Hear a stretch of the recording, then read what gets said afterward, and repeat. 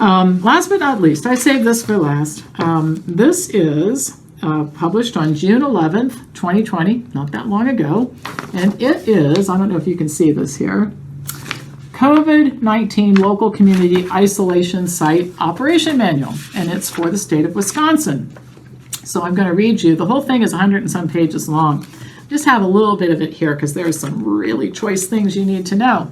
When a healthcare provider or public health official, nurse, contact tracer, or other contact tracer identifies an individual with a need for isolation who cannot isolate in their own home, they may be referred to their local isolation site. At this time, the individual will have 6 hours to check in at the isolation site. 6 hours. A contact tracer can give you 6 hours to check in the state of Wisconsin. So let's go on here. When you get there, before arrival, the person should arrange to collect items they will need for the duration of their stay, and they have a recommended packing list that you can download from their manual. Once the individual has arrived at the site, they should don a surgical or cloth mask available at the front door. There should only be one individual in the lobby at a time. If there is someone else present, the individual should wait outside until the other intake is complete and the occupant has left the lobby. And then the person has to sign an agreement. Now, occupants should be contacted by the medical screening staff via phone for a wellness check every 12 hours from 8 to 8 p.m. with their answers recorded in the corresponding form. If the occupant does not answer their phone, the medical screening staff must call back in 15 minutes.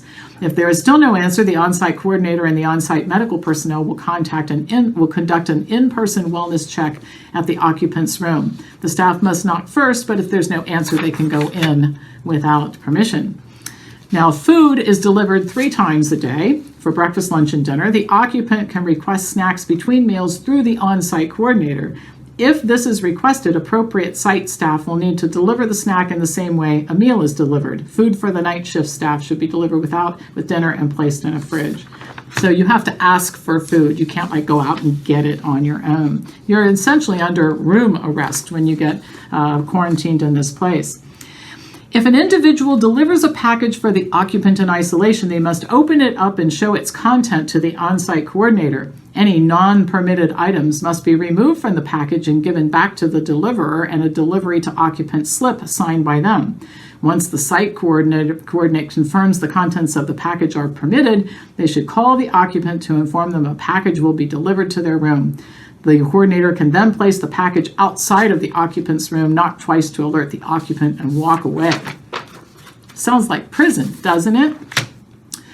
It may sometimes be necessary to involuntarily check out occupants from the site for repeated or serious violation of rules. And I'm not going to read all this to you, but I'll just read this choice little tidbit here. If media might be present, reach out to public affairs and have them present.